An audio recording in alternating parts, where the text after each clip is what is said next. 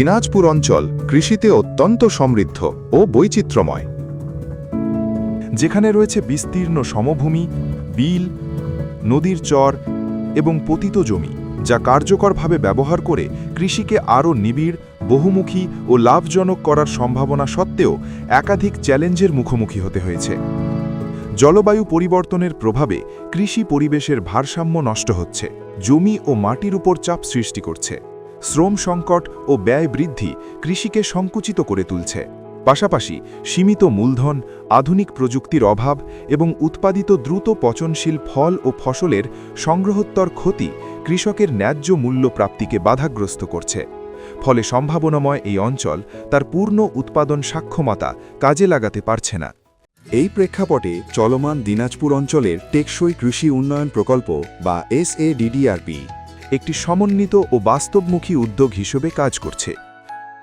প্রকল্পটির নির্দিষ্ট লক্ষ্যগুলো হল আধুনিক কৃষি প্রযুক্তি সম্প্রসারণের মাধ্যমে শস্যের নিবিড়তা 4% বৃদ্ধি করা, পরিবেশ বান্ধব কৃষি প্রযুক্তি সম্প্রসারণের মাধ্যমে উচ্চমূল্যের ফসলের উৎপাদন 12% এবং জমির উৎপাদনশীলতা 5% বৃদ্ধি করা, মাটির স্বাস্থ্য সংরক্ষণ ও সংগ্রহোত্তর ব্যবস্থাপনায় কৃষকের দক্ষতা বাড়িয়ে ফসলের সংগ্রহোত্তর ক্ষতি 10% হ্রাস করা, খোরপোশ কৃষিকে বাণিজ্যিক কৃষিতে রূপান্তরের লক্ষ্যে 1440 জন কৃষি উদ্যোক্তা তৈরি করা ইত্যাদি।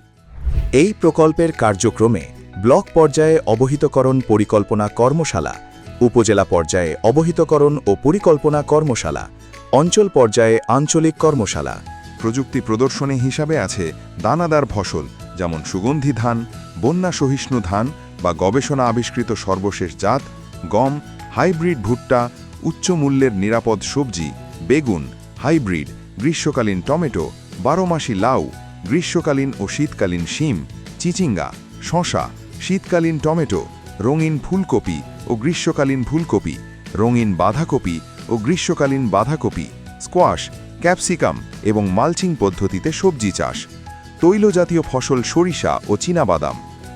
ফল হিসেবে আছে 12 মাসি আম, পেঁপে, ড্র্যাগন, মিশ্র ফল বাগান, মাচায় তরমুজ চাষ। মাটির স্বাস্থ্য সংরক্ষণ প্রযুক্তি হিসেবে আছে ভার্মি কম্পোস্ট বা ট্রাইকো কম্পোস্ট।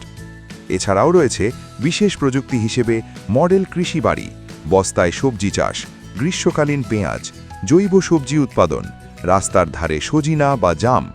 নিরাপদ ও পরিবেশ বান্ধব প্রযুক্তির মাধ্যমে মাঠ পর্যায়ে প্রদর্শনী আকারে বাস্তবায়িত হচ্ছে। এই এলাকায় মানুষ টমেটোর মধ্যে কীটনাশকের পরিমাণ এমন দিত যে সেটা একটা পরিবেশের হুমকি হয়ে দাঁড়িয়েছিল। কৃষি সম্প্রসারণ অধিদপ্তর থেকে কীটনাশকের মাত্রাটা কমানোর জন্য আমাদের এই প্রকল্পগুলোর সরাসরি মাঠে সেগুলো প্রয়োগ করার ফলে কীটনাশক যেমন পরিমাণ কমে গেছে, পাশাপাশি অনেক নতুন প্রযুক্তি এখানে এসে গেছে। এখানে ইয়েলো ট্র্যাপ, সেক্স ফেরমন ফাঁদ এখানে দিচ্ছি আমরা। উৎপাদন খরচ কমে গেছে, কৃষকরা এতে লাভবানও হচ্ছে এবং পরিবেশের ভারসাম্য রক্ষা হচ্ছে। আধুনিক কৃষি প্রযুক্তি সম্প্রসারণের মাধ্যমে এই প্রকল্প এলাকার জনগোষ্ঠীর জ্ঞান, দক্ষতা ও সচেতনতা বৃদ্ধি করে পরিবেশ বান্ধব কৃষি প্রযুক্তি সম্প্রসারণ, উচ্চমূল্যের নিরাপদ ফসল উৎপাদন বাড়ানো, মাটির স্বাস্থ্য সংরক্ষণ, পুষ্টিহীনতা দূর করা, খোরপোশ কৃষিকে বাণিজ্যিক কৃষিতে রূপান্তর এবং সংগ্রহোত্তর ব্যবস্থাপনার উন্নয়নের মাধ্যমে কৃষিকে একটি টেকসই ও বাণিজ্যিক কাঠামোর দিকে নিয়ে যাওয়া হচ্ছে।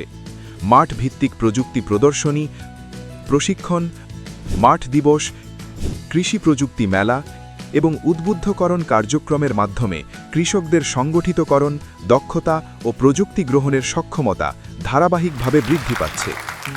এখানে কৃষক পূর্বে গতানুগতিক পদ্ধতিতে এই বেগুনটা চাষ করত, যেখানে দেখা যেত যে বিভিন্ন ধরনের রোগ বালাই, পোকামাকড়ের আক্রমণ বেশি হতো, এমনকি ভাইরাসের আক্রমণ বেশি হতো। এই জৈবিক পদ্ধতিতে বিশেষ করে জৈব বালাইনাশকের ব্যবহার এবং ফেরোমন ফাঁদের ব্যবহার, হলুদ ফাঁদের ব্যবহার, জৈব সার যেটা আছে ভার্মি কম্পোস্টের ব্যবহারের মাধ্যমে আমরা একটা নিরাপদ ফসল উৎপাদনের চেষ্টা করছি এবং এটাতে কৃষকের লাভবান হচ্ছে। বর্তমানে প্রকল্প এলাকায় বছরব্যাপী সবজি উৎপাদনের জন্য IoT বেসড স্মার্ট পলিসেডের চারা উৎপাদন হচ্ছে, যা প্রযুক্তির বাস্তব প্রয়োগ দৃশ্যমান। কৃষকেরা নতুন জাত, আধুনিক চাষাবাদ পদ্ধতি, জৈব প্রযুক্তির ব্যবহার এবং ICT নির্ভর পলিশেডের তাপমাত্রা ও আর্দ্রতা সংরক্ষণ এবং ফল ফসলের বাজার সংযোগে যুক্ত হচ্ছেন।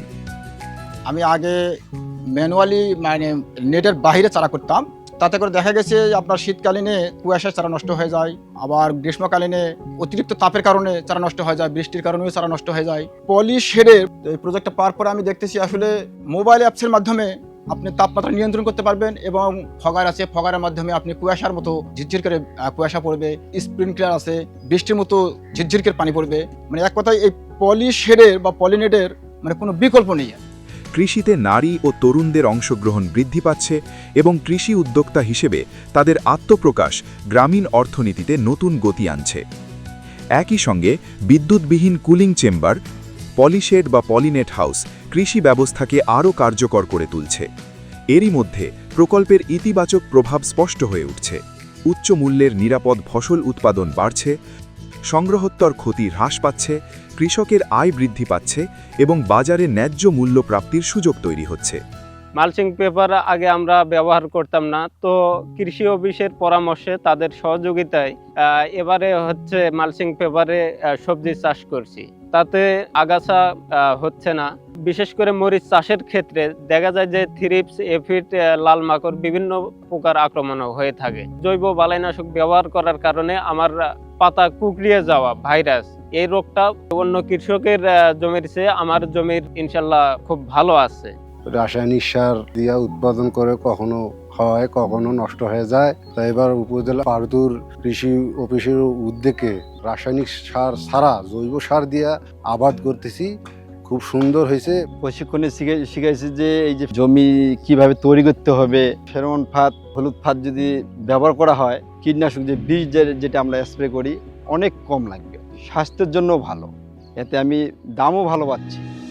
প্রশিক্ষণ ও প্রদর্শনীর মাধ্যমে কৃষকের জ্ঞান ও দক্ষতা উন্নত হচ্ছে, জৈব ও পরিবেশ বান্ধব কৃষির প্রসার ঘটছে এবং নতুন উদ্যোক্তা সৃষ্টির মাধ্যমে কর্মসংস্থানের সুযোগ বৃদ্ধি পাচ্ছে এবং কৃষিতে বিনিয়োগ আগ্রহ বাড়ছে। আমরা যে পরিমাণ রাসায়নিক সার ব্যবহার করতেছি সেটা পরিমিত ব্যবহার করব এবং জৈব সারের ব্যবহারটা বাড়াই দেবো। এখন জৈব সার যেহেতু আমাদের এটা একটা উন্নত মাধ্যম হলো যে কেঁচো সারের, এইটা কিন্তু আমরা বলি যে আমার খাদ্যের মধ্যে আছে না যে বলা বস্তু খাই আমরা, মানে একটু রিচ ফুড খাই, ঠিক মাটির রিচ ফুড হলো এই কেঁচো সার। আর আপনি কি সুন্দর করে দিয়েছেন, এই এলাকার কৃষক যারা আছে তাদেরকে একটু দেখাবেন এই পদ্ধতি যেন এটা মেনটেন করে। তো এরকম ডেকোরেশন না করতে পারলো আপনি যেভাবে করছেন এরকম করলে আগাইলে তাহলে আমাদের রাসায়নিক সারের উপর যেমন চাপটা কমবে, আরেকদিকে হলো মাটির উর্বরতাটা বৃদ্ধি পাবে। সার্বিকভাবে এই প্রকল্প দিনাজপুর অঞ্চলের কৃষিকে ধীরে ধীরে একটি আধুনিক, লাভজনক ও টেকসই ব্যবস্থায় রূপান্তর করছে, যা শুধু উৎপাদন বৃদ্ধিতেই সীমাবদ্ধ নয়, এই অঞ্চলের কৃষিকে আরও নিরাপদ, আধুনিক, লাভজনক এবং বাণিজ্যিক ভিত্তির ওপর দাঁড় করিয়েছে। এতে একদিকে যেমন ফসলের উৎপাদন, নিবিড়তা, সংরক্ষণ, বিপণন ও মূল্য সংযোজন বাড়ছে, অন্যদিকে কৃষকের আয়, নারীর ক্ষমতায়ন, তরুণ উদ্যোক্তা সৃষ্টি, কর্মসংস্থান এবং খাদ্য নিরাপত্তা নিশ্চিত হচ্ছে। আমি এই ক্যাপসিকাম কৃষি অধিদপ্তর থেকে আমরা পাইছি, এটা আমাদেরকে প্রশিক্ষণ দেওয়া হয়েছে। প্রশিক্ষণ দিয়ে আমরা এটা আপাতত নিজে নিজে করতেছি। কিছু ফাঁদ আছে, এই ফাঁদগুলো ব্যবহার করতেছি। জৈব সার আমরা প্রচুর ব্যবহার করি। এলাকার লোক দেখে সবাই খুশি এবং একটু একটু করে সবাই খাচ্ছে, আবার বাজারও বিক্রি করতেছি, মুনাফাও ভালো পেয়েছি। এই নিরাপদ সবজি উৎপাদনের মাধ্যমে কৃষক কিন্তু অর্থনৈতিকভাবে লাভবান হচ্ছে, কারণ বাজার মূল্য বেশি থাকায় এই ফসলগুলো কি ভোক্তার নিকট একটি চাহিদা সৃষ্টি করেছে। আমাদের পরিবেশের কিন্তু একটা ভারসাম্য রক্ষা হচ্ছে, মাটির স্বাস্থ্য সুরক্ষিত হচ্ছে এবং জৈব পদ্ধতিতে উৎপাদিত হওয়ায় আমাদের কৃষক কিন্তু বেশ লাভবান হচ্ছে। এটি কেবল একটি কৃষি প্রকল্প নয়, এটি নিরাপদ খাদ্য, পুষ্টি, সার্বিক গ্রামীণ অর্থনীতি, নারী ও তরুণদের অংশগ্রহণ এবং টেকসই কৃষিভিত্তিক উন্নয়নের একটি সফল, সমন্বিত ও অনুকরণযোগ্য মডেল উদ্যোগের মাইল ফলক হিসেবে প্রতিষ্ঠিত হয়েছে।